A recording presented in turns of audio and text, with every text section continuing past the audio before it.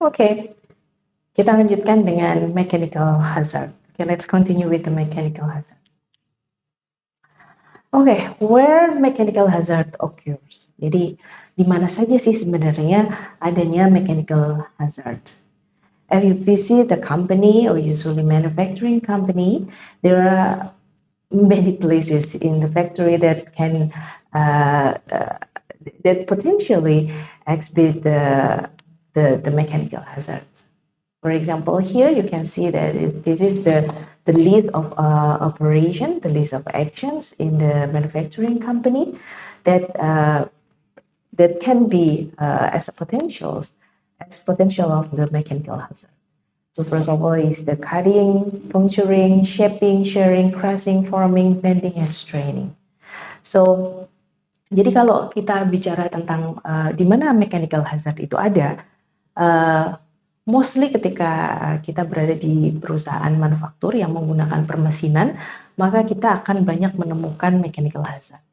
Seperti kegiatan-kegiatan ini gitu ya, aktivitas-aktivitas yang ada di sini, mulai dari pemotongan, kemudian pembentukan, bending, straining.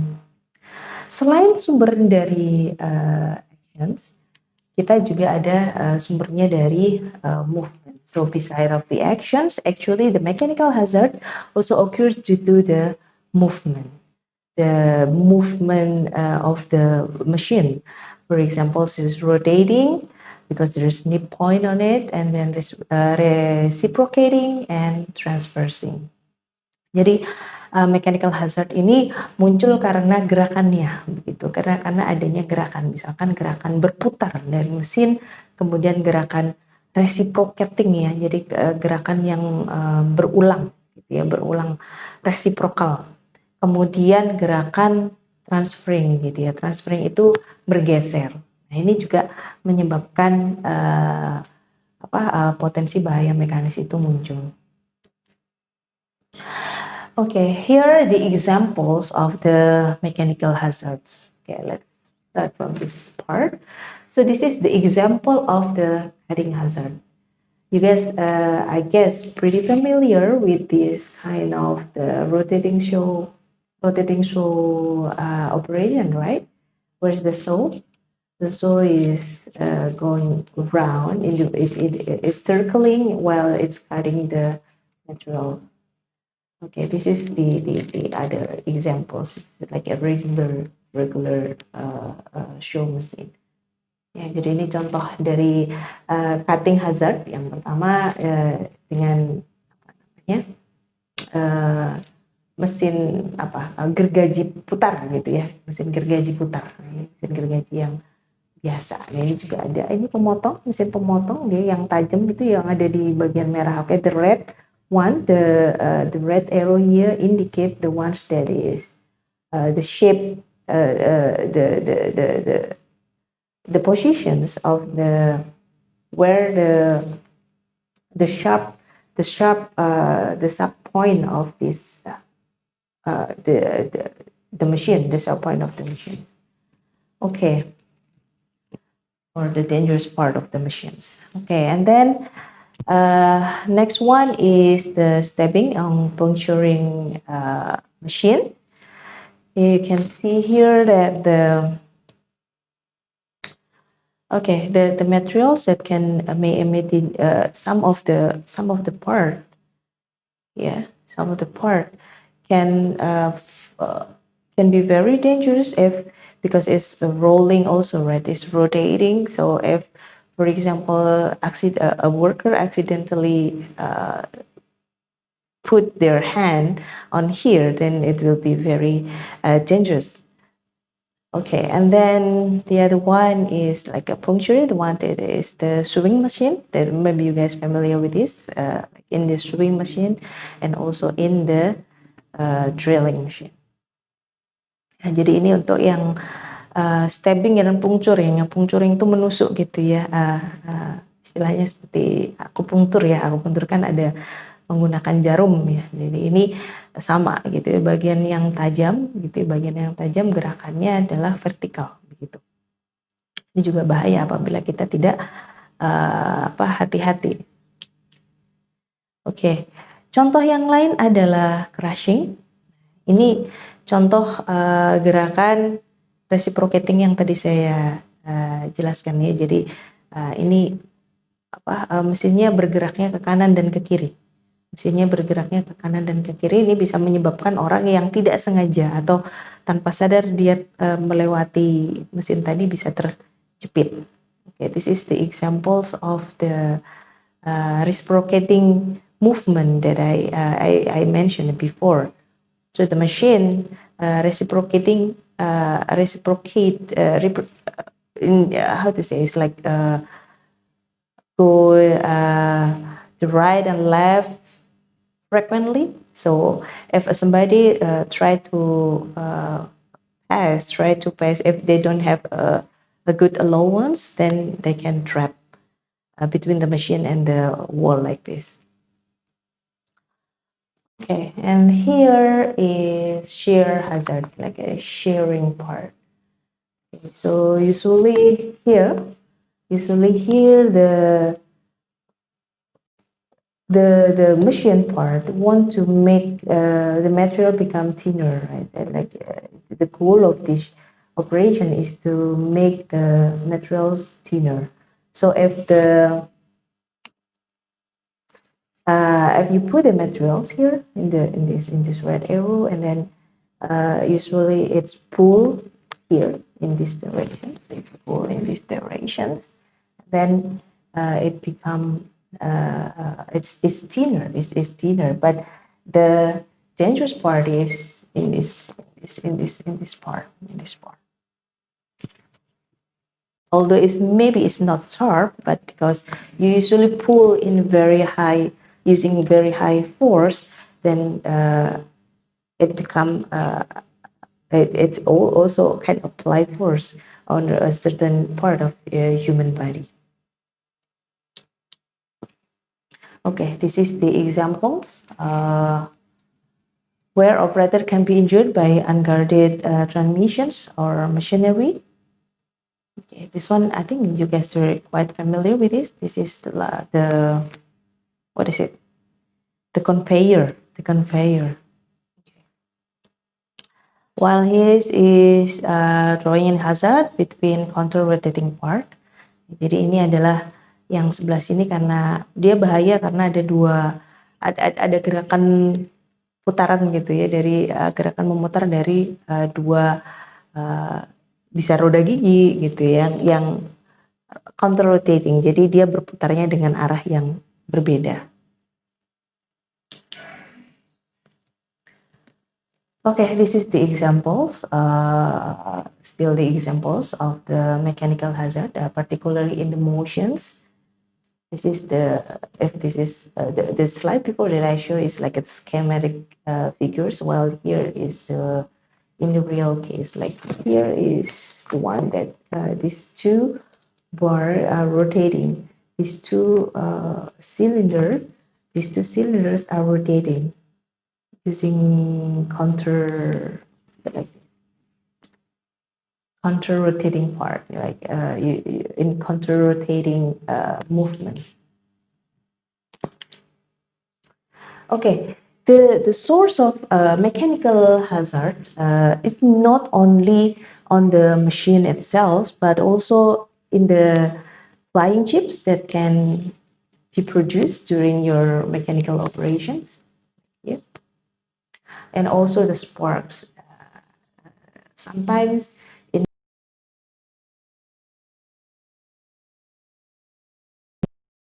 flammable spark.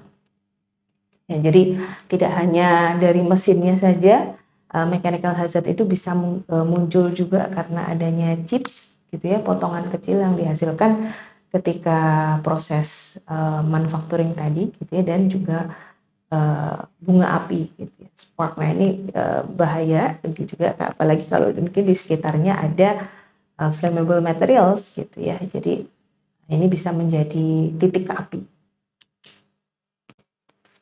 Okay, now the next question is how to reduce mechanical hazard. Jadi bagaimana caranya kita mengurangi mechanical hazard? Untuk mengurangi mechanical hazard, kita bisa menggunakan yang dinamakan machine safeguarding. Okay, so to reduce the exposure of the mechanical hazard, we can design a machine safeguarding. So what's the objective of we do the machine safeguarding?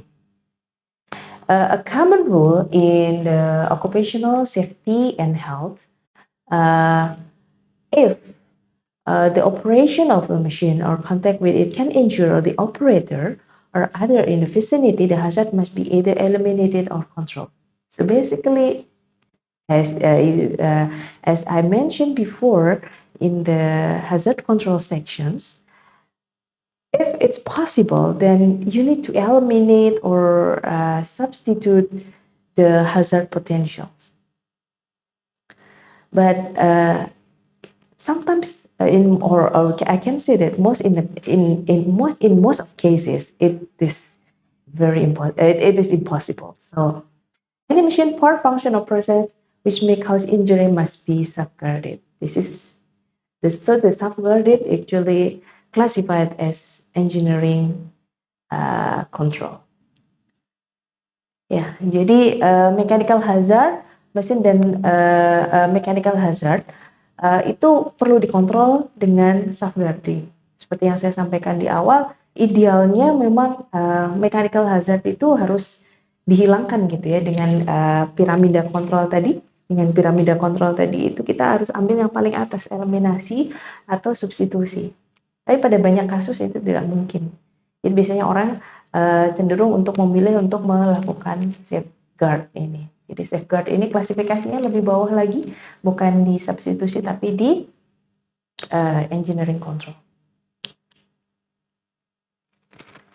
Okay, so the purpose of the machine safeguarding is to minimize the risk of accident due to direct contact between human, in this case is operator, and the machine.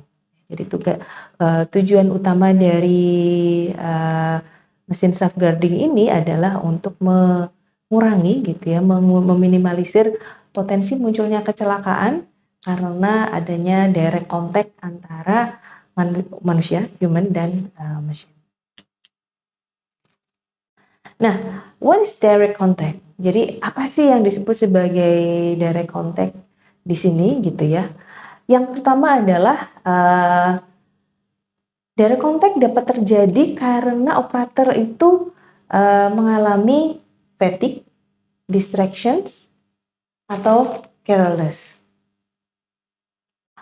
Selain itu, machine kemudian tadi seperti yang kita bahas ya, bisa ada flying chip, hot metal splashes itu yang juga berbahaya, makanya perlu dibuat safeguard. Kemudian juga kalau ada kejadian misalkan mesinnya mengalami kerusakan, itu kita perlu membuat safeguard, siapa tahu nanti murnya lepas gitu ya, atau bautnya lepas gitu, karena mesinnya berputar biasanya dengan kecepatan yang cukup tinggi, ini kan sangat bahaya, makanya kita membutuhkan safeguard. Okay, so why direct contact is possible? Because operator can be fatigued and distracted or careless simply because of the careless, because they're careless. And also, as I mentioned before, there's flying chips and hot metal splashes. So it's possible to have a direct contact with these chips and this fire splashes, the hot metal splashes, and then also because of the machine malfunctions. Node and bolt that can accidentally flew to the face, then the direct contact is possible due to the machine malfunction. Okay, so there are several requirements of safeguard. There are several requirements of the safeguard. First, it should prevent contact. Yes, because this is the main goal of why we need to install a safeguard. It should prevent contact. And then 2, it should be secure. So the worker could not easily replace. You could open the safeguard, install or reinstall. It should be secure. I mean, nobody or not in the safeguard will not be uninstalled quite frequently. And then it's the next one is protect from falling object. The safeguard should ensure that no object can fall into the moving part. Oke, ini 3 requirement pertama dari OSHA tentang safeguard yang baik. Yang pertama dia prevent contact, ya karena tujuan utamanya seperti itu ya, untuk mengurangi kemungkinan terjadinya direct contact antara pekerja dengan mesin gitu, maupun juga adanya chips tadi ya, flying chips tadi. Kemudian yang kedua dia harus secure, pekerja harus tidak dengan mudah membuka atau menutup safeguard ini. Kemudian yang selanjutnya adalah protect from falling object. Jadi safeguard ini juga bisa untuk memproteksi mesin dari barang-barang yang jatuh. Okay, next classifications is create no new hazard, create no interference, and allow safe lubrications. So a safe safeguard should not emit a new kind of hazard. So for example, like share point and then check age, it's additional hazard. It's additional hazard if our safeguard mechanism in our safeguard mechanism there is unfinished surface, for example, and because the machine is need to conduct a certain worker need to use the machine to do some mechanical operations, right? The safeguard should not produce interference to the machine operations, and then allow safe lubrications. It is important. Sometimes it's forgotten. We need to make sure that the design of the safeguard still allow regular maintenance. For example, is lubrications. Ya, jadi klasifikasi selanjutnya safeguard harus tidak menghasilkan new hazard ya, tidak menghasilkan new hazard. Kalau misalkan kita buat safeguard tapi ujungnya tajam gitu ya, nah ini bisa menyebabkan tambahan, tidak memproteksi tapi menyebabkan tambahan hazard. Kemudian create new interference ya, artinya safeguard tadi yang kita desain nggak boleh gitu, bisa menyebabkan interferensi terhadap cara bekerjanya mesin. Kalau misalkan mesin bubut, kemudian setelah diberi safeguard jadinya tidak presisi lagi gitu, bergeser sekian mili begitu mata bubutnya. Nah ini malah kontraproduktif ya. Ini juga bukan merupakan contoh safeguard yang baik. Kemudian juga allow safe lubrications. Jadi seringkali kita lupa bahwa mesin ini tidak hanya perlu beroperasi, tapi juga perlu di maintenance. Nah, posisi safeguard ini juga perlu diatur sedemikian rupa sehingga memungkinkan untuk melakukan perawatan dengan baik. Okay, there are many ways to safeguard machine depending on type of operation, size or shape of the machine, physical layout and work area, and type of the materials. Jadi ini adalah beberapa klasifikasi bagaimana kita menentukan safeguarding mana gitu yang kita pilih. Bisa dari tipe operasinya, apakah dia mesin bubut, mesin drill dan seterusnya.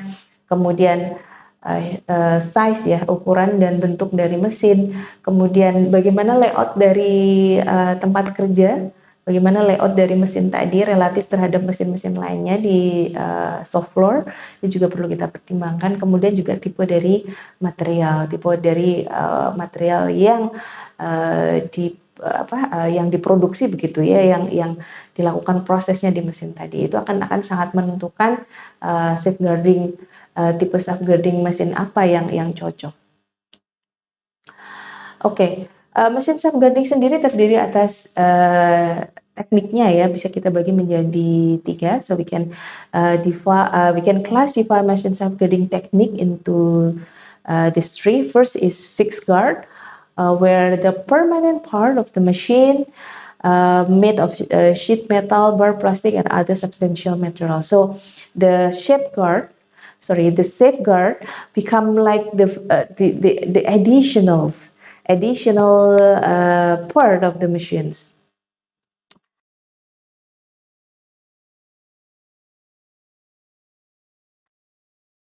Internal guard, when opened or removed by the operator, the trip mechanism or power automatically shut off. So it's called interlock. And also adjustable guard, a low flexibility in accommodating various size of machine or type of productions. Okay, another important issue in machine safeguarding is training. So safeguarding system cannot add effective protection against mechanical hazard unless the worker knows how to use it and why. Safety training is necessary for operators and maintenance worker. When any new or altered procedure or safeguard are put in the machine, this is some of the list of the training. The training issues, the training materials need to be delivered to the worker. Jadi ada satu aspek yang penting dalam mesin safeguarding adalah tidak saja kita mendesain safeguardingnya gitu, safeguardnya, tapi juga kita melakukan training kepada para pekerja gitu ya, bagi para pekerja. Tanpa training ini sebenarnya proses safeguardingnya juga tidak terlalu efektif. Ya. Nah, jadi bagaimana cara menggunakannya, kemudian dan ini juga training ini juga tidak cukup sekali gitu ya. Tiap kali ada perubahan juga perlu ada training. Nah, di sini adalah beberapa pertanyaan atau beberapa item training yang perlu kita latihkan kepada para pekerja berkaitan dengan safeguard. Oke, kita akan masuk ke noise hazard